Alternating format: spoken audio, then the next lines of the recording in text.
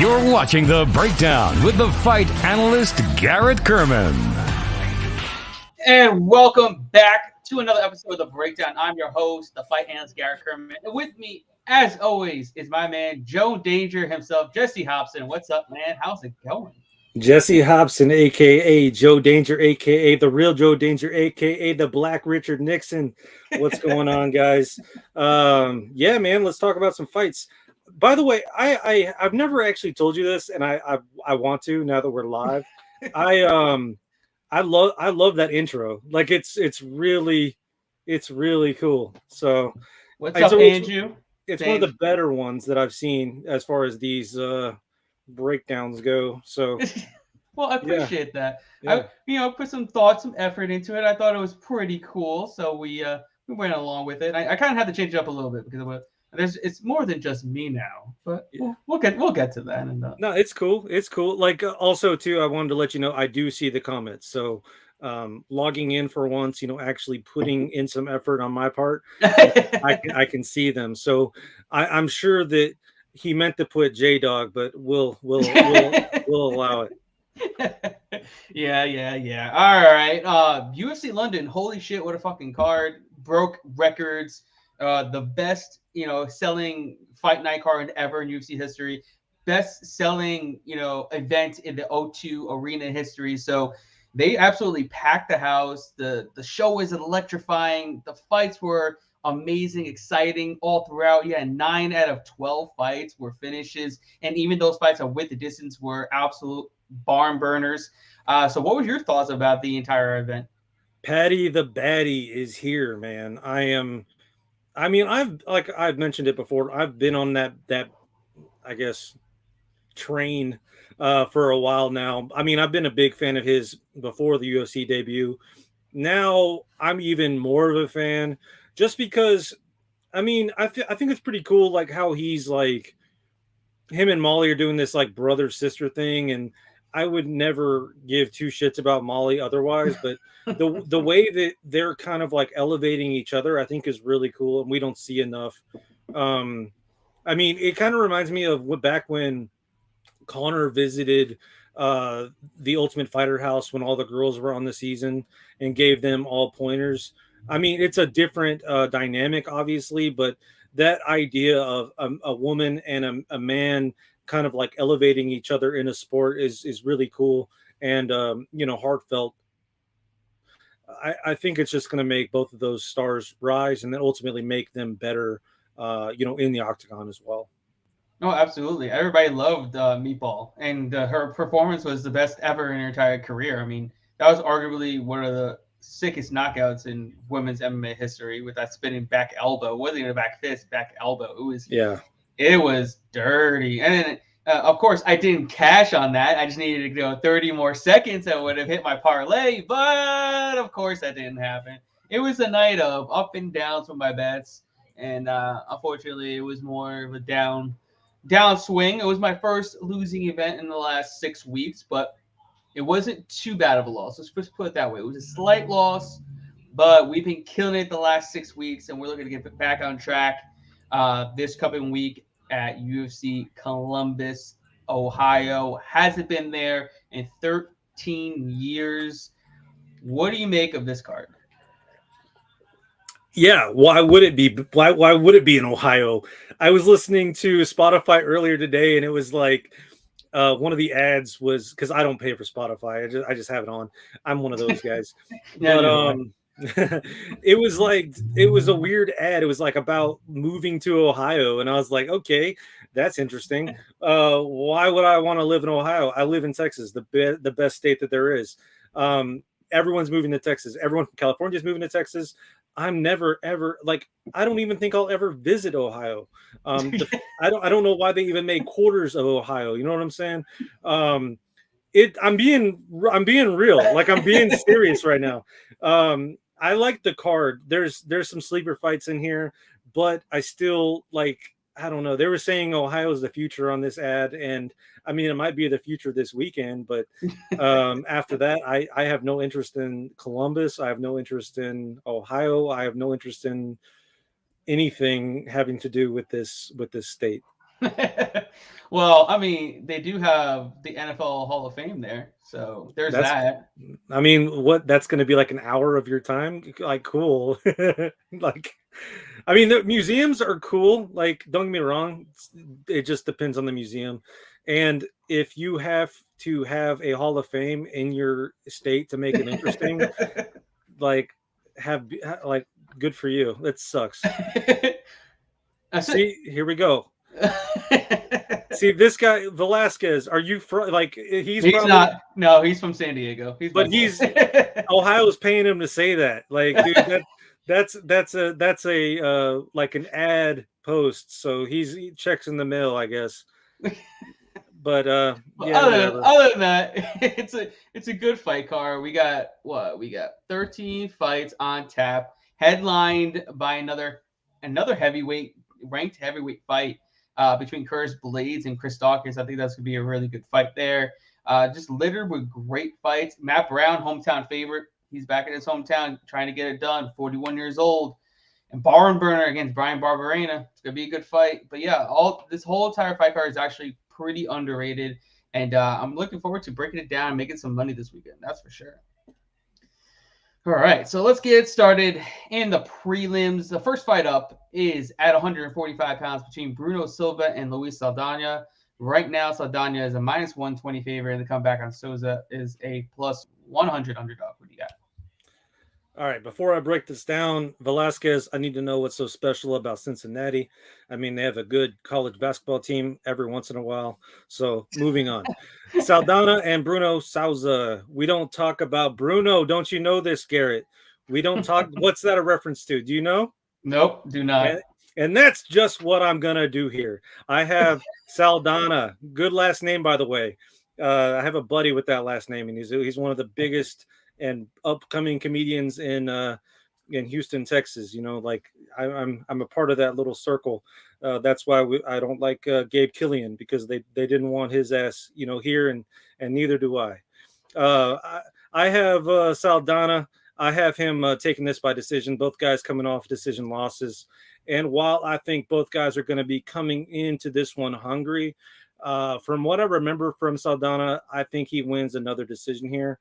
Probably a close one, but even at -110, I like it. Hell, you could even go just to decision here at -200, or Saldana by decision at +200 on some books. That's what I have. I'm not honestly interested in this fight. I mean, the +200 Saldana by decision, that's a good line for me. Yeah, I mean, that makes sense. I feel like this fight should, for the most part, go with the decision. And you can even get a decision prop by +200 on either side. So yeah, as long as this fight goes the distance and you bet either way, you're getting profit no matter who wins. But breaking this fight down, it's a tricky fight to call, because Saldana, he's great in round 1. But rounds 2 and 3, you bet your ass is gonna be dicey as hell against anybody. It doesn't matter who it is. And we saw that against Austin Lingo. He just skated by against Jordan Griffin. You know, if he doesn't get his opponents out of there in round 1, he lets his opponents come back in rounds 2 and 3. And so it's a guy has the cardio advantage. I don't think he's a better fighter, but sometimes that cardio advantage could really overcome the deficiencies that he has and the disadvantages that he has, you know, in the fight. And that's what's going to make this fight very, very close, and why it's a pick-em. I for some reason, I just have this feeling that Souza's also going to go for some takedowns, which is going to wear out Saldana even more. Even though Souza is not normally a grappler, he's a karate guy, but I just have this feeling that he's going to go in there and attempt some takedowns, and by doing so, he's going to zap the gas even more of Saldana, and later this fight goes. But I think this fight definitely goes over 2.5 rounds. I think it goes the distance, and one of these fighters are going to win a very close split or very close unanimous decision on either side. Yeah. I see it not going any other way than that. And by the way, the Bruno reference was from Encanto. Great music. You should check that out with your kids, Mr. Garrett Kerman. The funny part is I've watched it about 3 or 4 times. My son loved it. I didn't pay attention at all. The music is worth it. The music is worth it. So I need to get into it again. I'm sorry everybody that's watching. Didn't watch Encanto, didn't get into it. Was probably writing. That's what I do on my downtime fair at all enough. times. All right, moving on. Next fight up in the flyweight division, we have a fight between David Dvorak and Matthias Nikolai. Right now, Dvorak is a minus 120 favorite or minus 115 favorite, whichever you have. And Nikolai is now only a plus 100 or minus 105 underdogs. Basically a pick 'em. What do you got? Another pick 'em. Both these guys have been on a tear lately. Dvorak hasn't lost since 2012, so I guess that's more than lately. But Nicolau, I don't know how to describe it. He's beat stiff competition, and while Dvorak is coming in with a hell of a streak, I just think Nicolau's streak speaks a bit higher volumes to me. The Tim Elliott win, I think that's a big deal. Those are very tough outs as far as, especially Tim Elliott by decision. He also beat Cape by decision. And while I think this is another close one, I'm gonna have to side with Nicolau squeezing out another decision here. I like the plus money. Well, I mean, I got the plus money, and I like the stiffer opponents on Nicolau's side. I mean, don't get me wrong, Dvorak has had some tough fights as well, but lately it just seems like his competition has been a little bit better, because of which I did take Nicolau at plus money. Yeah, I agree. I think it's going to be a very closely contested fight. Both, good top-ranked flyweights. Nikolai's ranked 7th, whereas Dvorak is ranked 10th. They're both at top of the heap, and a win here could really, catapult them into probably top 5, top 6 area, and just kind of keep working towards a title shot. But with Nikolai, I just think, obviously he's fought the far better competition, and he just knows how to win, especially on the judges' scorecards. He's in that Kopp fight. I do think Kopp won, but the thing is, Nikolai kept it close the entire fight, and did enough in the judges' eyes to win. You want that in a fighter. You want a guy that wins close fights because he just does more, and he just did more than Kopp.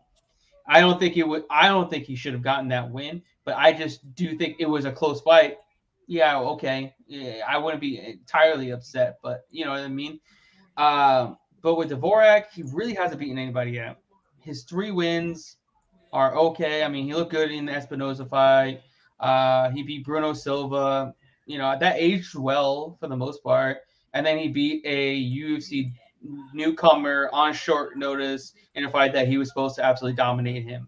So this is a pretty sizable step up in competition from his past. And I think it's going to be close on the feet. Both guys throw around the same amount of volume. Nicolau is throwing around 7 to 8 strikes per minute, whereas Dvorak is throwing around almost 9 a minute. And they're both landing about the same, over 50%. So where I think it comes down to who's going to be better in the grappling. And I feel Nicolau is going to be more offensive with his grappling, and I do think he'll be able to get the takedowns and just be able to do more on the judges' scorecards and get a win. And then also, Nicolau by decision is plus 250. Yeah, I like that. You're giving me plus 250 on a fight that's essentially 50-50. That's more than likely going to go the distance, because I think both these guys are super durable. Both these guys normally don't get submitted either. Nicolau's a jiu-jitsu black belt. I'm pretty sure Dvorak is also a high-level jiu-jitsu fighter as well. And they both got good chins. So if it goes to a decision, you're getting Nicolau at 2.5 to 1 odds in a fight that's essentially going to be 50-50 going into that judges' scorecards. Well, I think it's really weird how it wasn't a pick. I mean, it's close, but it wasn't a straight up pick 'em going like right from the bat. No, because a lot of money came in on Nicolau. Well, I mean, based on his competition, I felt like it would just seem like he would be the favorite. But I mean, those O's do speak volumes, or not O's, but that being undefeated since 2012, I think that's a big deal. But I don't know. to me, it doesn't. It's not as big of a deal as beating the guys that Nicolau has beat. Oh yeah, no, I completely agree with you because I just feel, ever since that loss and that got him cut, he rattled off 4 straight wins. He went back and he just, he's changed his way of thinking. Now he's attempting more takedowns.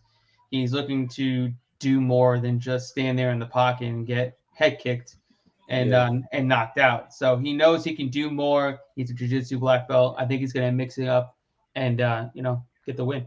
He looks like a different fighter, like a better evolved.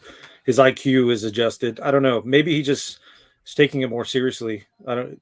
He just needs some time off because he was in his mid-20s when he, I think, got first cut. So now he's finally coming into his prime, and I think that's a big thing.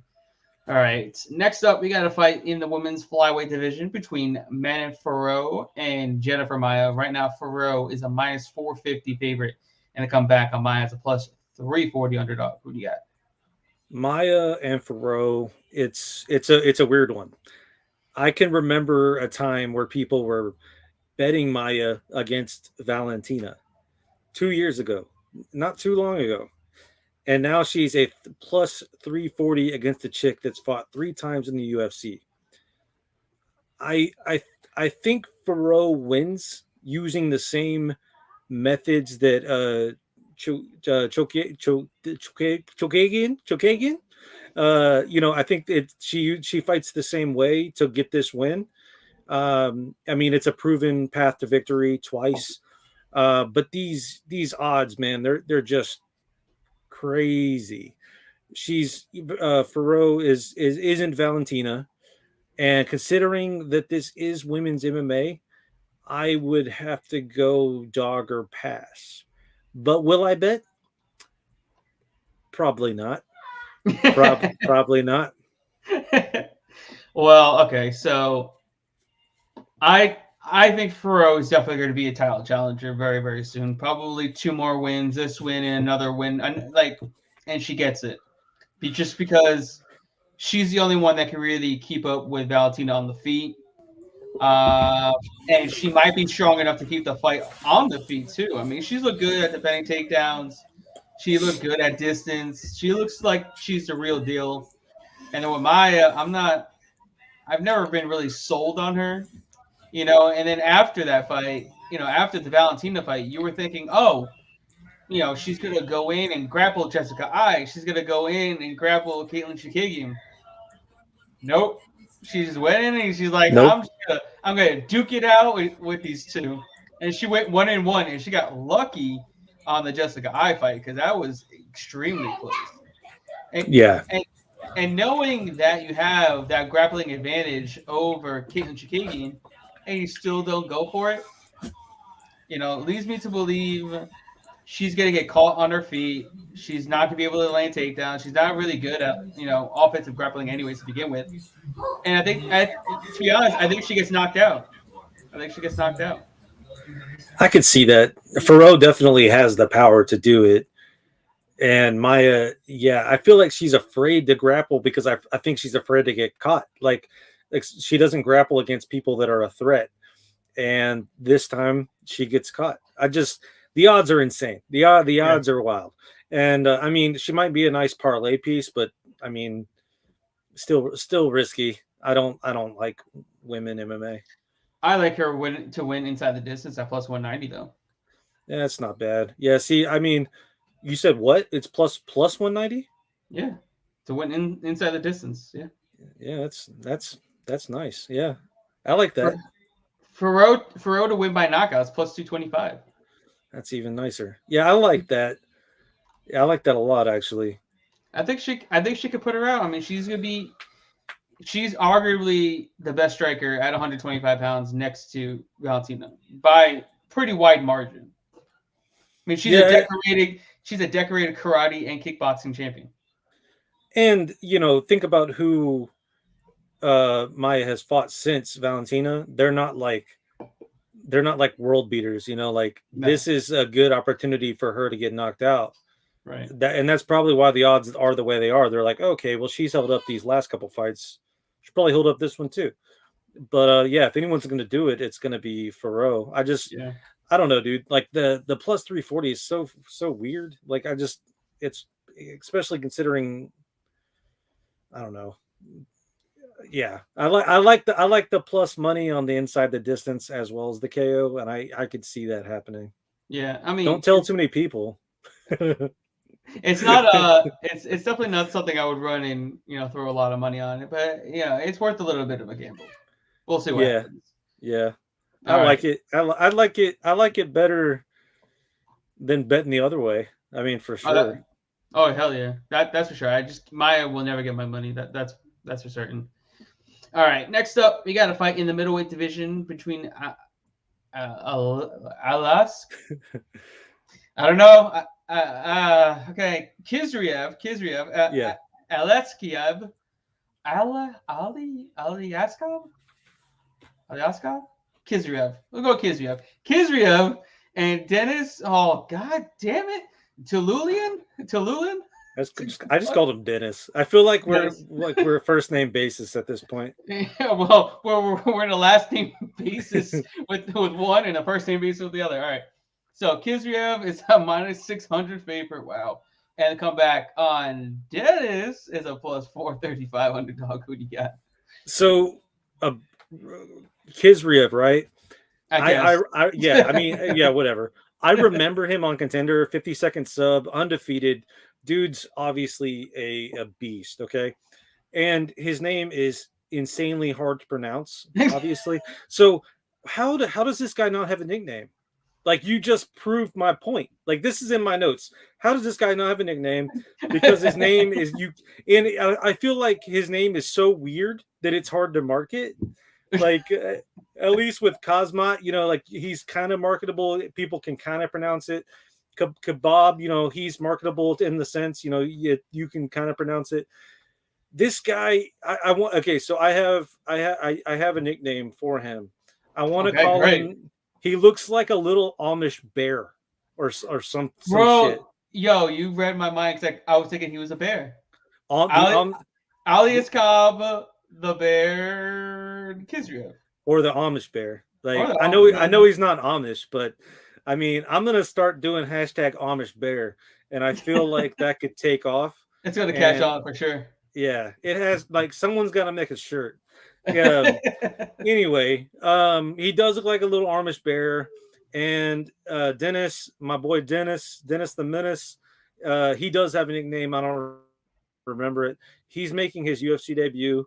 Most of his losses come inside the distance. I believe we have a repeat of the Amish Bears contender fight, and that's that. Sorry, Dennis, you're gonna have to go back to one of those weird undercards, that no one's ever heard of.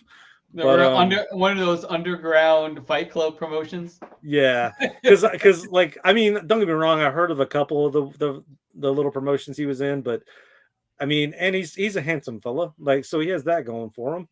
But the Amish Bear, he's gonna do what he does, and he's gonna sub you in the first round.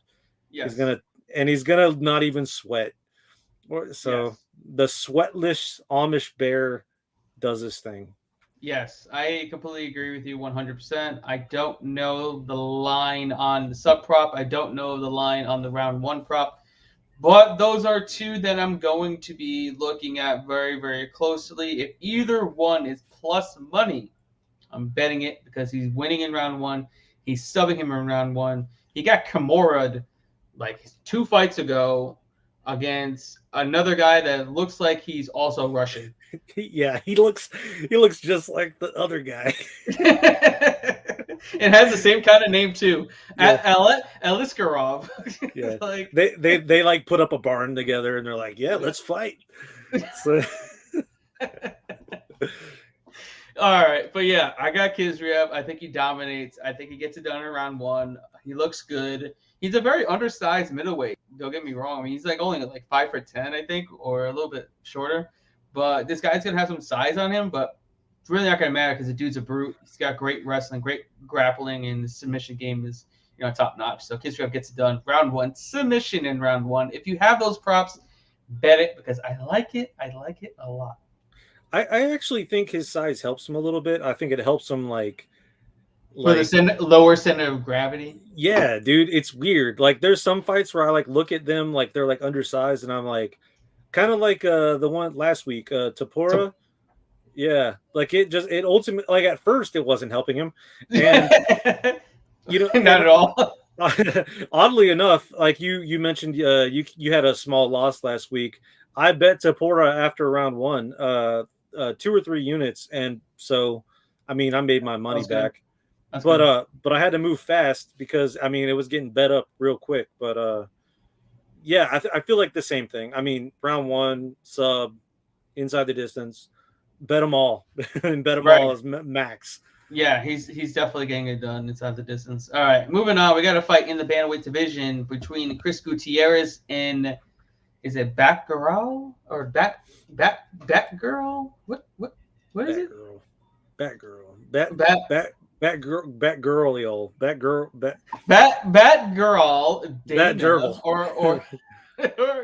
or Dana. Okay, Dana. Is it Dana or is it Dana? Man, I'm terrible at pronouncing these fights. I really gotta do my homework and see how these guys pronounce it. Batgirl. Batgirl. Batgirl. Yeah, that's right. And Dana. Okay, right now he's a minus 140 favorite, and the comeback in Gutierrez is a plus 120 underdog. Who do you got?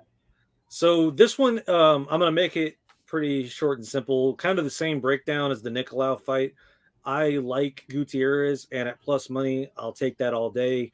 It's kind of a big step up, or it's kind of a, I wouldn't say a big step up, but it is a step up for Bat Gerbil. And I see Gutierrez chopping those legs the entire fight. I just think that plus 130, I don't think it'll last long. I haven't looked at the odds since I bet this fight, but it's come down to plus 120 already. Okay.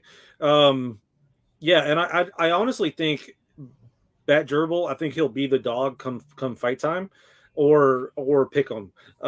So if it is plus money still in your books when you see this, or when you decide to join the winning team, yeah, I would suggest betting Gutierrez. Also, this is something that both Garrett and I do point out often. Gutierrez, he will fight for your money, and he also, if it does go to decision, he has, even though he's going for the legs, I don't know, for some reason his strikes to the legs, sometimes those don't really look good in the eyes of the judges. With him, they are significant strikes, and judges count them as significant strikes. So Gutierrez, he has his way with the judges sometimes as well. With like strikes, that'll be the beginning of the end. And either way, though, I got it at 130, so I'm happy to brag about that. Yeah, I agree. I got Gutierrez at plus 130 earlier in the week. I think it's obviously we're talking about step up. His last, Dana's last fight was Brandon Davis, pretty big step up. I mean, from Guido Canetti, Brandon Davis, and whoever else he also knocked out, but those guys aren't on the level of Chris Gutierrez. I mean, he's fought some really good competition, over his time. He's fought Andre Ewell. He's Vince Morales, Gerardo de Freitas. He fought Ronnie Barcelos. He beat Timur Valiev on the regional scene, Jimmy Flick, Ray Rodriguez. I mean, some really good competition. I mean, and he's 5-0-1 in his last 6 fights. His only blemish is the draw against Cody Durden, because he had he took his back and held him down for, the first round. But other than that, he beat the dog shit out of him in rounds 2 and 3. He's got the cardio. He's got really good counters. He's got the leg kicks. And Dana, I know he's a headhunter. He's got some power. But before he faced those 3 subpar competition, right, he's only had 3 knockouts before that. So this guy's not a serious knockout artist. Like, he's not the Ngannou of the bantamweight division. He's not even the Keenan Song. I mean, that's the song. He's not even Yadong Song. Sorry, Yadong Song. How could you forget it? Of the bantamweight division. I mean, like, he doesn't have that death touch. That's what I'm trying to get. I mean, he does. He's got some power. He's got some power that you don't normally see at bantamweight. He's super like jacked too as well. So I get it. Hell yeah. But he's a pressure fighter. What do you do against pressure fighters? You chop at the lead leg. Why? Because they can't move forward when you're hitting their calf. They can't move if they keep moving forward. They keep eating the calf kick because he's always heavy on the lead leg. So you're heavy on the lead leg. He's going to be eating probably, I would say, anywhere on the lines of 30 to 50 leg kicks throughout the 15 minutes that he was going to be fighting. And I guarantee he's never fought anybody that's going to be eating his calf up the way that Gutierrez is. Nope. And that's going to be able to open up everything else after that. He's going to be able to counter him a lot better. He's going to be slower. He's not going to be able to lean too much on that lead leg. And then eventually he's going to have to go to southpaw. And then that just opens up the floodgates for Gutierrez to kill him with body shots, to kill him with head kicks, and just really open up from there. And I just feel like we're getting a good line on him as a dog right now. It's going to close a little bit. I feel like it might get down closer to a pick 'em. But right now, plus 120, plus 130, I think we're getting some good value on Gutierrez. That Jimmy Flick fight kind of surprised me. I don't think I watched that fight, but the fact that was even listed. So, because I'm a big fan of Jimmy Flick. Me too. But what's up, Jimmy? Hey, I know you're watching. Big fan. No, but and you look at it, the only loss of Gutierrez in the last 5 years is Jaime Barcelos on short notice in his first fight in the UFC. That's crazy. Yeah, I know. It was wild. It was a pretty cool diving into that resume. Definitely not as lackluster as the next breakdown. Yeah, I know. Let's get into the next breakdown in a fight in the women's bantamweight division between Carol Holsa and Sarah Mcmahon. Right now, Holsa is a minus 210 favorite in the comeback on Mcmahon's plus 175 underdog. Who do you got? While Holsa doesn't have the greatest resume, McMahon has lost 3 of her last 4. And get this, dude, get this. She's 41 years old. Again, so is Kim Kardashian. And so is it's a running theme, guys. And so is big head from last week, Shamil. But I don't have faith in her here. Hossa continues her streak and wins by a decisive decision. McCann holds on, but I'm gonna go. What's the prop bet on probably retires after she gets her ass beat down too? Yes. Either she retires or she gets let go. At least I can dream, right? But I'm gonna throw one out and just say that she probably does retire after this beatdown. Yeah, I agree. I mean, Hossa definitely has the much higher ceiling. She's a really good striker, throws a ton of output, and she has some good takedown defense. Don't get me wrong, McMahon's definitely going to take her down. Oh, McMahon. Was I saying McCann? Whatever. Yeah. You knew what I was saying. Well, damn autocorrect. Sarah McMahon is definitely going to get her down in round 1. It's inevitable. She's a high level wrestler. I think she was an Olympic silver medalist as well. Yeah. So it's the only thing she talks about. It's true. Sorry, I didn't mean to interrupt you. It's just annoying. Like, I get it. It's whatever. No, but I mean, she's good in that sense. But like, her gas tank has not been there in like 4 years. Yeah. So she has 1 round of gas. She doesn't get it. She gets finished in rounds 2 and 3. I like Hossa at minus 210. I think she should be a higher favorite. I think she should be minus 300, minus 325. She's going to be good. She's going to lose round 1. So don't get upset when she loses round 1 because it's going to happen. She's going to come back in rounds 2 and beat the living shit out of McMahon in rounds 2 and 3. I like Hossa to win inside the distance, plus 225. I like her to win in round 2 at plus 700. I like her to win in round 3 at plus 1100. I like her I like the round 3 / decision prop as well. I mean, she's going to get it done. I'm very confident in her abilities. Like I said, she's might drop round 1, just letting you know. So if you want to wait, you can wait and bet her after round 1 where she should be maybe minus 140, maybe minus 120. And then you can slam her as she beats the dog shit out of her and drags her ass in rounds 2 and 3. All right, moving on. Our next fight up is in the welterweight division between Neil Magney and Max Griffin. Right now, Magney is a minus 240 favorite, and the comeback on Max Griffin is a plus 195 underdog. Who do you got? The fact that Griffin couldn't put away Carlos Conduit says a lot to me. I mean, honestly, it does. It really does, though. I know that wasn't a joke. Very true. His career, oddly enough, his career kind of shifted after a win. His career shifted after he beat the living shit out of Mike Perry. And while he has had his ups and downs, I think he's going to be headed for another down with a loss here. I think Magney is going to handle him at range and do everything that Carlos did, but he's going to do it better and more precise. He's going to do what Magney does, and he's going to, back up and punch as he does it. I like Griffin too, don't get me wrong, but I just think Magney is going to look better at doing what the two of those guys do, and he's going to win decisively by a decisive decision. Yeah, I completely agree with you. Neil Magney, he's still one of the best welterweights. He's number 9 in the division, and he had to take this fight against Max Griffin. He literally was saying it on interviews. No one wants to fight me, so I had to take this fight in order to get paid. Because fighting Neil Magney is one of the hardest things to do because he's so goddamn annoying to fight because he's super fucking long, he's hard to take down, and he's a great fucking wrestler, and he will grind your ass to the pavement. So you pretty much need to knock his ass dead or suffocate him with your own wrestling. So you have to be much better than him in wrestling, or you have to have insane knockout power to beat him. Other than that, you're not beating Neil Magney because he's that good. I mean, he just fought who the hell did he just fight? Fucking brain fart. Jeff Neal. He just fought Jeff Neal.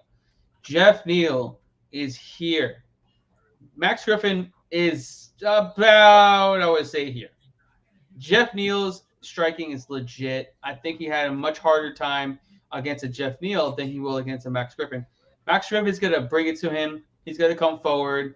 He's going to try to push the pace, push the pressure, and, wear on Magney. That's what he likes to do. He likes to get in his face. He likes to make it a brawl.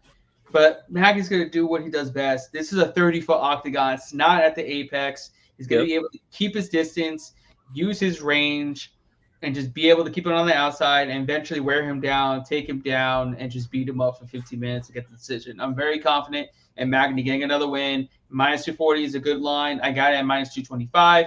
He gets it done here, and I'm pretty confident in his abilities. Magney is like one of the people that I love betting on because whenever he does win, he wins the entire fight. And you never really sweat. Yeah, I mean, he's either gonna get his ass beat like he did against Chiesa, or he's gonna handle his shit for all 15 minutes. Obviously, right. Chiesa didn't go our way, but I don't know. He's one of those guys that I'm really content with betting on, regardless of the odds. Right. Like if you beat Magney, you are I would say about a top 5 fighter. Yeah. If you beat Magney, you deserve to be in the top 5. That's where he's at right now. I feel like he's more of a gatekeeper for like the top 5 because after Chiesa won, he got boosted up to the top 5 until he fought Vicente Luque. Yeah. And Magney's that good, and I just don't think Max Griffin is there. Unfortunately, I don't think he'll ever get there because he's still and he's about early 30s, I would say. Yeah, so, he is. If you don't beat Neil Magney, I don't think you're gonna cut it, and make the top 10 in the welterweight division, unfortunately. Yeah, I would equate beating Neil Magney is probably like banging the prom queen, and then but I feel like it's probably about the same, ultimately. But I don't know. We'll see. I just can't imagine Griffin banging the prom queen. I'll just put it that way. Well, great analogy. Let me tell you. But moving on, our next fight up is our first fight up in the main card at 155 pounds in the lightweight division between Mark Jai Casey and Slava Claus. Slava Claus. All right. So right now, Slava is a minus. Where the hell is it? Minus 155 favorite, and the comeback on Jai Casey is a plus 135 underdog. What do you got? So I like, before we move on, like I like that last fight is the last fight of the undercard, and I like also that this is the first fight of the main card. For someone that calls himself Bone Crusher, Jai Casey doesn't do much bone crushing. At least anymore. He used to in the beginning. Well, in like 2017, and that was the last time he looked good. I hate to say it, but he gets crushed here, or folded, as the kids say. Slav hurts him early, then he plays with his food, and then he finishes Jai Casey in devastating fashion, kind of like Tapura last week. I would probably say it's going to look exactly the same, except Jai Casey never has the fight in his control. I mean, you might get one or two, but that's it. You know, the 1-2 McGregor, 3-4 Mayweather. But then I would probably, again, I'm going way out on a limb here. Jai Casey quietly gets released next week. I like Slava. If he loses, he definitely gets cut. 100%. Yeah, but I think it's going to be quiet. I don't think they're going to make a big deal about it just because he's cool. He has cool hair. I like Slava by KO plus 125. That's not bad. I know it's really good. Yeah, no. That's why I mentioned it. I see a lot of people taking Jai Casey, at plus money. And I get it. You want to fade the guy that's at Team Alpha Male that's not a wrestler. Yeah. I mean, you do, because it's like, what do they know? Right. They're not a bunch of strikers over there, but yeah, I get it. I just don't know if this is the right fight to fade him because of the fact that Jai Casey has looked exceptionally bad. And I just don't think he's gotten. I don't think with less than a year's time he's going to eventually get better. I mean, he looked terrible in his last fight. Really bad, like really bad. Like and, it was, and everything he did, he looked bad. Like from bell to getting choked the fuck out, he was bad. He looked bad on the feet. He just didn't look good. He didn't look like he wanted to be there. He's not training at America Top Team anymore because I believe he owns his own gym and back in his hometown. So there's that. So he's not getting elite, training in. And he's not the same fighter we saw in, the Lando Veneta and the Joe Duffy wins. He's only got 2 wins. He's 2-5 in the last 5 years. So it's not like he's having this miraculous career and he's so good. Everybody's still hell bent on his only knockout in his UFC career of Teemu Packalén, who somehow was still on the roster and within the last year, but hasn't fought since that fight, which is kind of odd to me. But yeah, so I just don't know where the love is on Jai Casey. Do he have the path to victory? Yes, he's got some good takedowns. He's got some good control. But if you really take a look at the numbers, he's only controlling his opponents about a minute per takedown. And we've seen Slava do well. He gets taken down, yes, but he does well at getting his ass back up. He's known for getting taken down, getting it right back up. And then after that, the fight's his on the feet. Majority of the time, Slava wins against anybody on the feet for the most part. His striking is legit. He's a decorated kickboxer. A lot of accolades as well. And I feel like it's going to be more of the same here. He's going to get taken down. He might get controlled a little bit. He doesn't get finished. He gets back up, and he puts his lights out. Whether he goes first round or second round, doesn't really matter. He's going to get him out of there within 2 rounds. That's how I see it. That's how I see it. I do agree. I don't know. Like, if you really are hell-bent on betting Jai Casey, just bet him straight up and then bet Slava inside the distance. You get plus money either way. Right. Yeah, that's a good way. Or KO, Slava KO. Right. All right, moving on. Next fight up is in the heavyweight division between Alexei Oleinik and Ilir Latifi. Right now, Latifi is a minus 200 favorite in the comeback. On Oleinik is a plus 170 underdog. Who you got? This one hurts. I'm the biggest Alexei fan, like the biggest. But in this game, Father Time, yeah, he's undefeated, baby. Alexei hasn't been defending himself very well lately. Even before he gets rocked, he's not really protecting himself. And his stamina, once he does get hit, his stamina isn't really all that great either. Like he just hasn't really looked good. It seems like since he got knocked out in San Antonio against Harris, he just kind of looked like shit. While it is very possible for him to sneak a sub, I think a lot of those fights are behind him. While Latifi isn't necessarily top tier, he isn't trash either. I think Latifi cracks him standing and finishes him against the cage. The ref is probably going to feel sorry for him ultimately because he's just going to keep hitting him in the head. And then plus Latifi's neck is like super thick. Like it's very thick. Like he just has one large like head that looks like a thumb head. And his neck is like equivalent with his chin. So I don't know. Maybe that helps him from, protects him from the sub. But yeah, ultimately I think Alexei loses again. And, I was happy enough to see him live. And the guy, for the longest time, I would always get him at plus money, sub plus money, straight up plus money. I just think, depending on who he fights, in most cases, those days are behind us. Yep. I got Latifi minus 155 early in the week. It's hard to see him lose his fight against a guy that literally has to win by Ezekiel choke, which is more of, like you said, suffocating him, cutting off the circulation that has to do with the neck that is non-existent. And I know people bring up the Derek Lewis fight, who has also no neck, and how he got a scarfold choke, but he didn't complete it. Mm-hmm. Why? Because he's got no neck.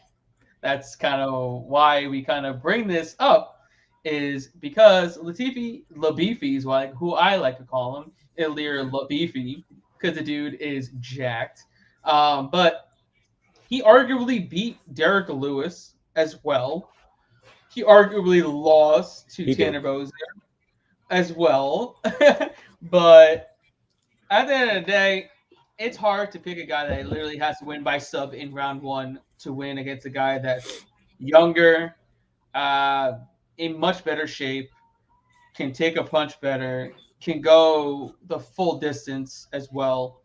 So I got Latifi. Hopefully he gets a knockout instead of just, taking him down and laying on him. But I got Latifi winning. Hopefully he gets the job done and then cashes for us.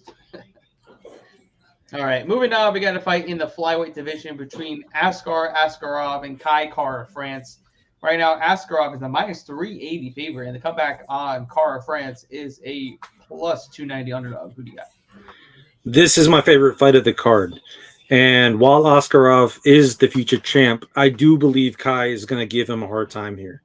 I see Kai putting Askarov in danger early, and Askar fighting his fight, a smart fight, the remaining 2 rounds. Askarov wins by decision, but in all honesty, we're all winners here because we get to see the future champ fight through adversity.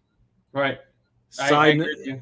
I'm gonna bet this one live after round 1, just because I see Kai putting it all out there in hopes that he does rock him, and that's really his only shot at winning this. Side note, and I don't want to upset anybody, but why would you name your kid the same name twice in a row and just subtract a few letters?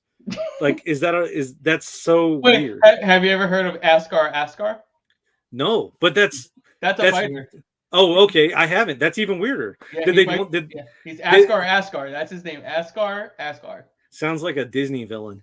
Like it's just weird. Did they do that to separate him from that guy? Like they're like, oh damn, we can't name him Askarov, or else it'll be like the other guy. But it's at least if we do upset anybody, it's gonna be Oscar. But he's deaf, so we won't get any phone calls, but we'll get a bunch of letters. So it is what it is. He's the future champ. Big fan. I know that he's gonna win. So. This man said he won't hear us anyways because he's deaf. But I don't want to miss the punchline. We won't get any phone calls, but we'll get a bunch of letters. All right, I'm done with it. All right, moving on. Yeah, well, not gonna move on. But anyways, yes, I agree. I agree with your analysis. Kai France, he's tough as nails. I don't think he should be a plus 290 underdog. That's kind of insane. I know Askarov and his abilities. He's a great grappler. He's actually got some surprising pop in his hands. He showed that in the Joseph Benavidez fight. Brandon Moreno fight. That too as well. He's a really good fighter all around. And like you said, I do expect him to be the next champion. Would I bet him minus 380? No. Would I bet him by decision at minus 120? No, because he also can get a finish. But I do like your thoughts on possibly weighing it out, see how the first round goes, see if Kai France kind of makes it a fight, and then take him live after round one because, I do feel like eventually Askarov is going to take him down. It's just the inevitable. I know Kai France has got great takedown defense, but he's yet to fight somebody in the same wavelength as Askarov when it comes to grappling. So eventually he will take him down and he will control him for probably at least 1.5 to 2 rounds and at least edge out 2 of the 3 rounds and get the decision win as well. Yeah, I mean, the only time he ever fought anybody like that could play on the ground, I mean, he got subbed. So, I mean, like you said, it is very possible that he does finish him, Askarov, but I don't know. I think the decision is more likely. The thing is, like, he's been a decision machine in the UFC, but outside the UFC, he's finished almost all of his opponents. Yeah, that's a crazy part. So we'll see if he possibly, gets his first, finish here because Kai France has been finished on numerous occasions. So we'll see there. But all right, moving on. Next up in the welterweight division, we have a fight between hometown favorite Matt the Immortal Brown and Brian Bam Bam Barberena. Right now, it's basically a pick 'em. Barberena's minus 115 and the comeback on Matt Brown's minus 105. What do you got? 2 vets that have been through some battles in and out of the octagon. The pick'em does make sense to me. The fight doesn't go to decision is minus 170. I like that. I mean, despite Barberena's last 3 fights going decision, I think this one could easily end brutally. Both guys have fire left, but who has more of it? I'm going to side with Brown, not only because he is the hometown boy, but just because I feel like he wants it more. I think that the just being the hometown boy is going to push him a little bit more. Brown inside the decision or inside the distance is plus 150. And while I do like that, I'll probably just take Brown straight up. And honestly, the reason truly is that Bam Bam just hasn't shown me enough lately to condone siding with him. Did you watch his last fight against a young up-and-comer in Darren Weeks? I did. I don't know. And I think that it's not the same Barberena that I'm used to. But also got to think about it. You look at the age difference. He's 9 years younger. And the only person to put out Barberena is Randy Brown back in 2019 and Vicente Luque in 2019. Since then, he's gone 2-1 and almost finished Jason Witt in round 3. And I don't know. I just feel like even though he's been knocked out in 2 of his last 3 losses, he's still extremely durable. I mean, his last 3 wins, he just went 45 minutes in his last 3 fights, and he didn't get knocked out. Darren Weeks hits hard. and and he was a young up and coming prospect, and he put it on him. He landed over 100 significant strikes in that fight. And then you look at Brown. Who the fuck is Brown beat at 41 years old?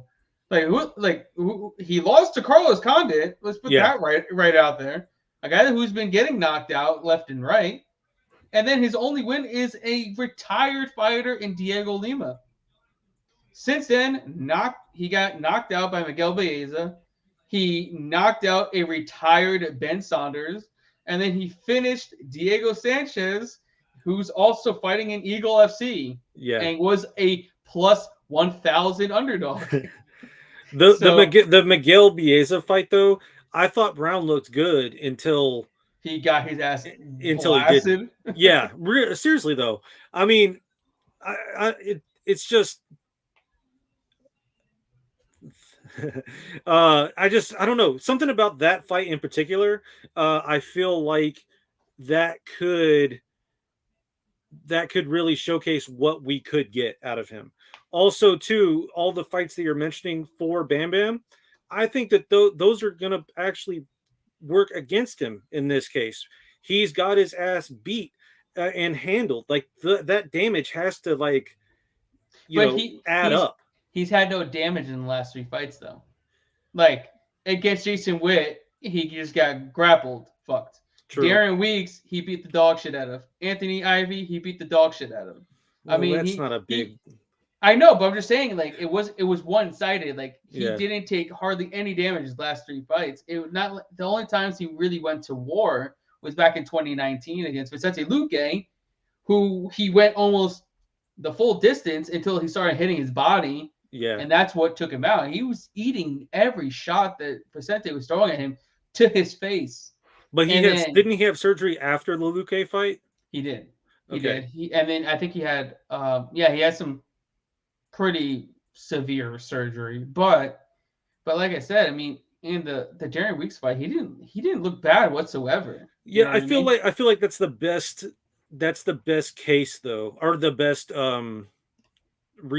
that's the best example for your reasoning is the Darren Weeks fight. But let's take that. I mean, we don't.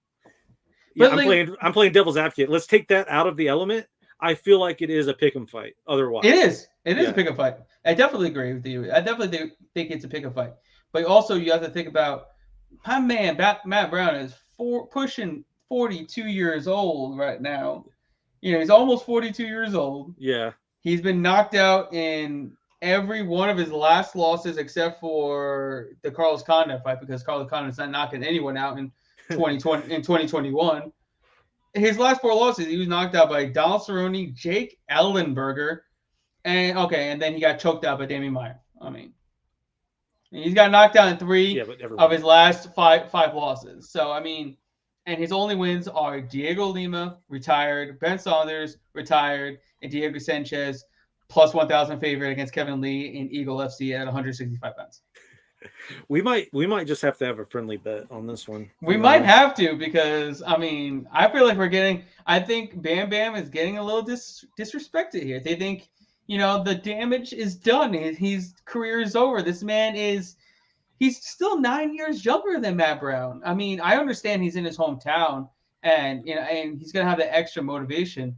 But when he has to stand in there and go toe to toe with a man that's gonna land over 100 strikes on him for 15 minutes and got to be able to withstand majority of your strikes, I think he could get it done. And also, too, I do like this point for you.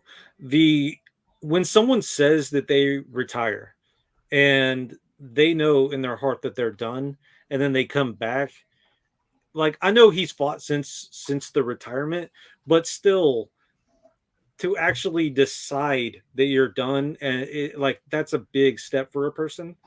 And he might not be, in the best state of mind as far as what's right for his body. So he's also, he owns his own gym now. So that too.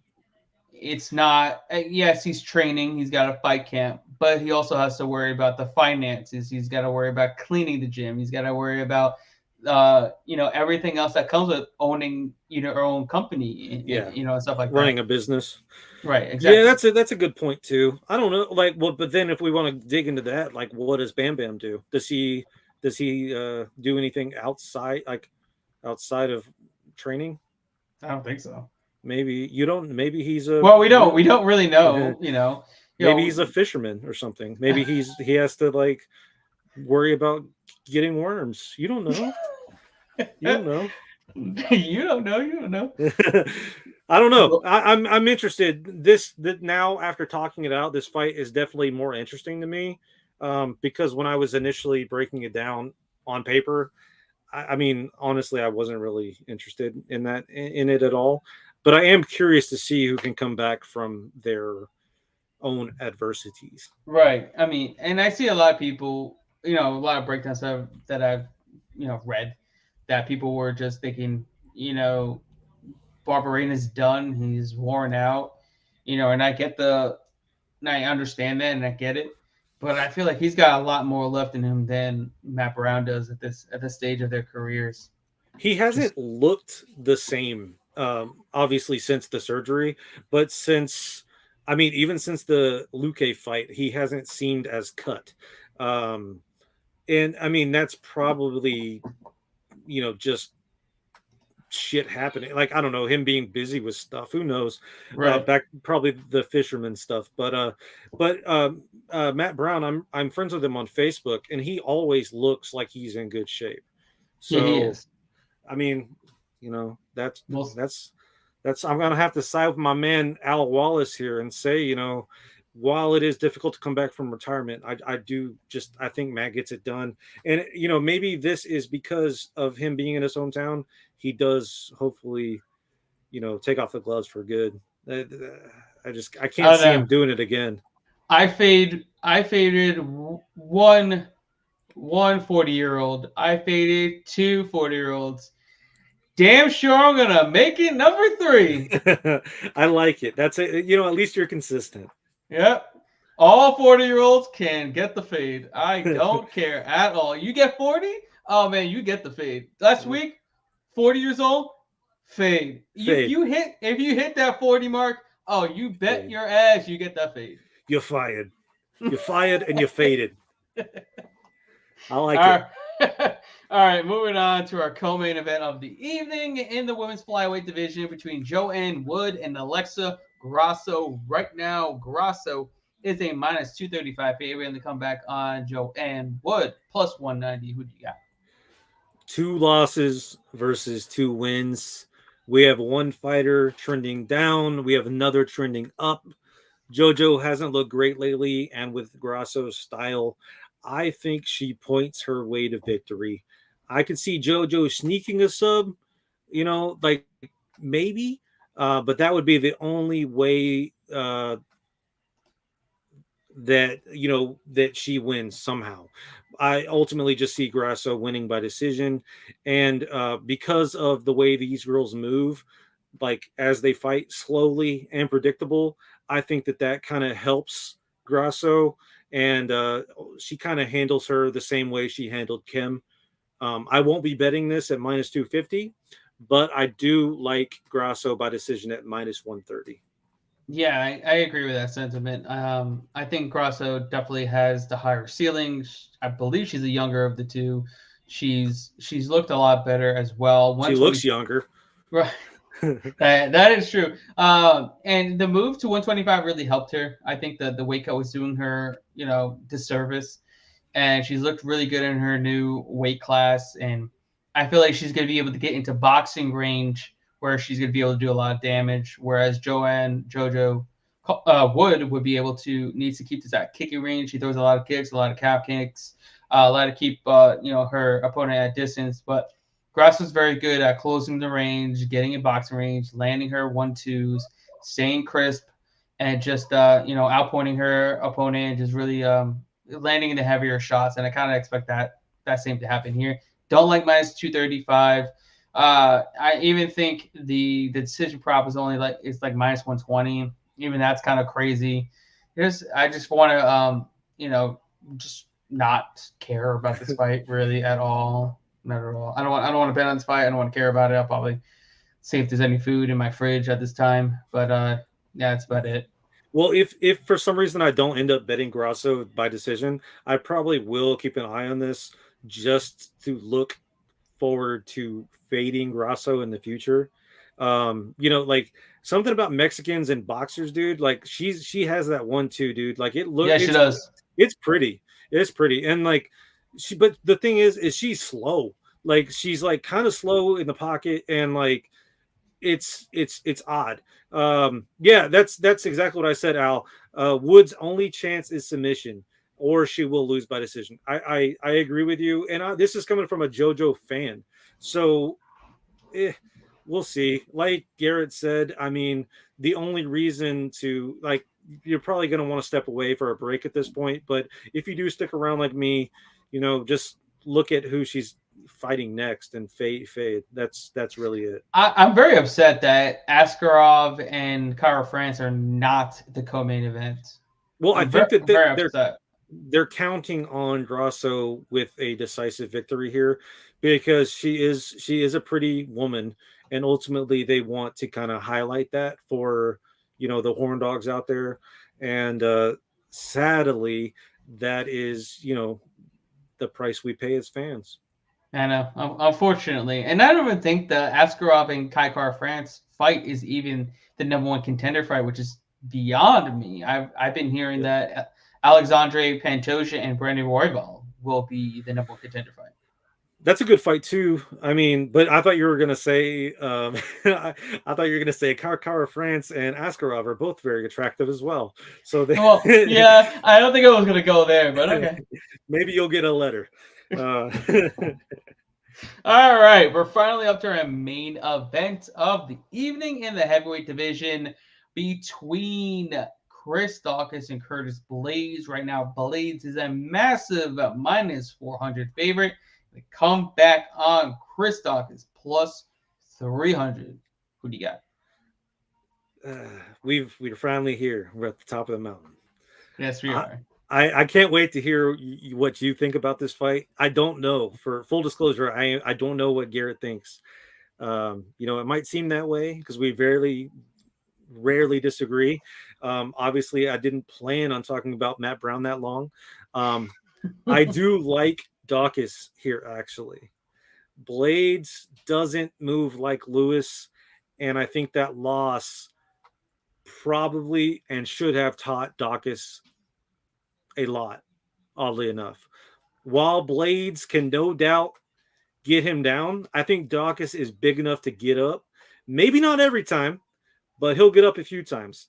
And if the Volkov fight taught us anything, it really isn't all that impressive of a win for Blaydes. He was gassing by the end and ultimately just sniffed his way to victory. Daukaus has 25 minutes to figure out Blaydes and get up, and all he has to do is not gas or catch him coming in, a la Derek Lewis. I wonder what the odds for this one would have been had we not seen Lewis fight Daukaus. Either way, though, I'll take Daukaus at +305 straight, and then again at +500 KO. Blaydes goes in and absolutely smashes Chris Dawkins into the pavement. It just happens. It's just gonna happen. I'm a fan of both. Don't get me wrong. I just think he's gonna go in there and absolutely dominate from bell to bell. Chris Dawkins has to fight the absolute perfect fight again. Again. Yep. He had to do it against Derek Lewis. I said it. That he was not being Derek Lewis. Why? Because he had to fight the perfect fight for 25 minutes, and he couldn't do it for 3. Nope. I didn't really find that many people on him either. Like, people were mad at me for picking him, and I'm like, dude, or picking against him. It's Derek Lewis. He just has to connect once. Right. And as I said, one time in 25 minutes. Yep. I mean, he would have to dance around him for 25 minutes. And he's going to have to do the same thing as Blaydes. The only guys that have knocked out Blaydes, Ngannou, Derek Lewis, and Ngannou. Yep. unless Chris Dawkins has a touch of death that I don't know about, I don't see how he gets it done because he's got to win on a barrage of strikes. He's not going to knock him out with just one counterpunch. It's not going to happen. I mean, it took multiple shots to knock out Shamil. Big-headed Shamil. It took multiple shots to knock that big head out. So I think it would be multiple shots that he would have to knock out, Curtis Blaydes, who doesn't have that bad of a chin. He's just going against power hitters in the heavyweight division. Shit happens. He's going to go in there. He's going to take him down. He's going to beat him up. And hopefully he finishes him, in emphatic fashion. We don't want to see 25 minutes of just up and down, grind him out. He needs a decisive win to put himself, at the top of the mountain and eventually get a title shot. He deserves a title shot eventually. I mean, like I said, the only losses are Derek Lewis and Ngannou. That's it. That's his only losses. And I think he deserves a number one contender fight if he gets this done, if he wins in, dramatic fashion as well. I just think he has it. He deserves it. He fought the best of the best, and he's got a really hard style to deal with. I mean, no one in the heavyweight division has better wrestling than Curtis Blaydes. No one, not a single person. That's how I see it get done. I don't know. I don't know. Of course, I bet on his ass against Derek Lewis in that situation. Yeah, I know. We saw how that ended up. Yeah, I know. Yeah. Thanks, Garrett. Yeah, that was my fault. Sorry, guys. Shit happens, but I've realized it takes one fucking punch from Derek Lewis to kill somebody. Yeah, I don't know. I'm interested to see how this fight goes. Just because it's gonna if it goes the way you're saying, it's gonna prove to me a lot. Now, if he does the same thing he did against Volkov, I'm not going to be happy, and he definitely doesn't deserve a title shot. No, he's got to get a finish. He's got to be emphatic. It's got to be, it's got to be a really good fight. I mean, he's got to really beat him up to really show that he deserves it. And okay, so then devil's advocate, what happens to Chris Daukaus if he wins? Does he get a rematch against Derek Lewis?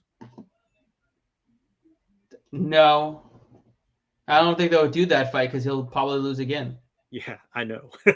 So, I mean, he's got to get someone else in the top 10. I just can't think of maybe Rosenstruik. Yeah, that's a good one. Somebody like that. I am surprised that they put him not only as gave him another fight so fast, but I also am surprised he's another main event so fast. I don't really see him as a name. A lot of people like Dawkins though. Yeah, he's got a good fan base. He's a likable guy, super humble. He's from Philadelphia. He was a cop, so I mean he's got a good fan base behind him. Yeah. And I feel like that's what they're going with. I think he's still he's not a huge draw. Don't get me wrong, but he's definitely got a good fan base behind him. People like to watch him fight. People want to root for him. That's just the name of the game. People like him, I like him too. I like Blaydes as well. I'm a fan of both of them, but I just think Blaydes is a little bit better. Is a lot better. I just think he's a lot better. You also look at I know Dawkins has looked good in time in the UFC, but have we seen his horrible losses on the regional scene? No, I haven't anyway. We can't just see his terrible loss to Azunwa, or what the hell is his name? That's a pretty bad loss. Sean Teed, I know that was back in the day, but still, I mean, these are just bad losses that you don't want to see. I mean, and then his time in the UFC, his wins are Parker Porter, Rodrigo Nascimento, Alexei Oleinik, and big-headed Shamil. Everyone that we fade. Exactly. Every single person that we fade. Exactly. So, and then he jumped massively up to a main event against Derek Lewis. And then he goes from that against another fighter who I think is even better than Derek Lewis, because Derek Lewis only beats Blaydes just one punch, whereas Blaydes is definitely the better fighter between the two of them. You know what I mean? Yeah. So then I just don't. It goes from one extremely hard fight to another extremely hard fight. So I don't know who he pissed off, man, but somebody. But seriously. I'm still gonna sprinkle the plus 500, whatever regardless of what you say. So in your face. And thank you, Al Wallace. I appreciate all of your comments. I know Garrett doesn't, but I do. Thank you, Al Wallace. We appreciate you being here with us. We appreciate you commenting and just hanging out with us. That's what we want to do. We want to have some fun, talk some fights, play some bets, make some money. That's what we do. Yeah, if you have any financial advice, just let us know. Because we get that from time to time. And while your comments are not that, we definitely appreciate them. That's just as much. Yes, we do. Yes, we do. All right. So that's our time on this week's breakdown. I'm not sure if we'll be back next week because there is no UFC next week, but we definitely will be back for UFC 273 in 2 weeks for April 9th. So we will be back in 2 weeks for sure. But we need you all to go head over to Vegas Odds YouTube channel, give this video a like, subscribe to the YouTube channel, and follow us on all social platforms. Yeah, it's that way. Yeah. That way. Yeah, that way. Yeah. Yours is up. Oh, yeah, there we go. Yeah, there we go. But yeah, so yeah, we need you to do that, guys. And my man Jesse, where can everybody find you at? I am on everything. Just Google me. Jesse Hobson, cinedump.com, CINE dump.com. Movie reviews and interviews. I'm on YouTube, Facebook, Instagram, Real Joe Danger, Joe_Danger on Twitter. But I will be hanging out with Garrett at Vegas Odds for the time being until they kick me out. Unless if we get enough letters from Askarov and his family, we'll see what happens. But anyways, appreciate you guys hanging out. What do you got, Garrett? What's going on? You're gonna leave comments on YouTube, and I will respond to them. I responded to the last one, so let's do this one too. All right, guys. We'll see you all next time.